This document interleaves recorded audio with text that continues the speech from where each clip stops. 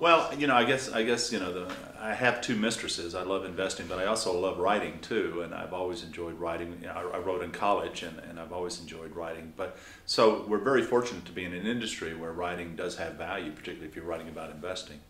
The Warren Buffett Way was, a wonderful book about a wonderful man and celebrated, but I didn't do a very good job because I didn't talk about portfolio management. So the next book I wrote was, the Warren Buffett Portfolio, which was meant to help explain focus investing, big bet portfolios, things of that nature. We got a little bit of Charlie Munger in it.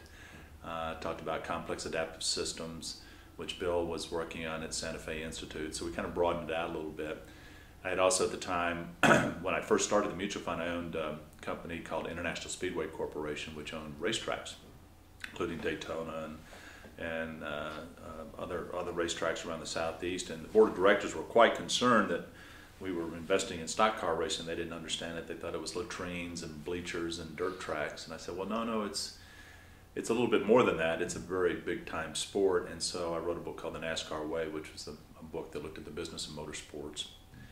We wrote that, and then a book that I very much love, and it was part of the presentation at the Value Investing Conference, was Investing the Last Liberal Art, which was taking Charlie Munger's The Lattice Work of Mental Models, How to Achieve Worldly Wisdom, and basically taking him up on his challenge, which is, okay, Charlie, you say if we look at all these disciplines and we get the big models from them and then we learn to integrate them and then get them intertwined together, what's going to happen? And his idea was it's supposed to make you a better investor and a better individual.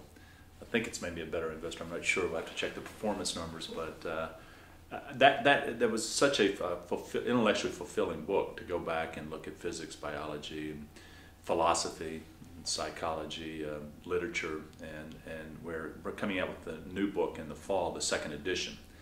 Columbia University Press bought the rights to the original book, which was, believe it or not, was 12 years ago, and asked if I'd take another stab at it. And I very much liked the book, and so I said, yeah, I'll go at it again. We added a new chapter on mathematics.